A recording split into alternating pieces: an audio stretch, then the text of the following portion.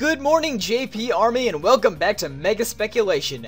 This is the final episode of Season 1, so after this episode, we're going to be taking a brief break from the series and come back with some new upgrades. But first off, before you guys start voting for your favorite Pokemon, I should let you know that we will no longer be using the comment section for tallying votes. Instead, we'll be using a poll that you can get to using the link in the description. In that poll, I've included 25 popular Pokemon that you guys have constantly asked for over the past 9 episodes. You can vote for any of those 25 Pokemon to determine what Season 2 will start out with. So without any further ado, let's start the countdown. In 5th place, we have Gliscor, a newcomer to the top 5. Gliscor is already a very good Pokemon, so a Mega would be very interesting for it. 4th place is Krookodile, who's moved up slightly since last time. 3rd place belongs to Zoroark, who hasn't been in the top 5 since week 2. 2nd place belongs to Staraptor, and just by 3 votes it loses to the winner, Lapras. Lapras has been an incredibly popular Pokemon ever since Gen 1, so knowing how Game Freak likes to give Megas to more popular Pokemon, it won't be long before Lapras gets an official Mega.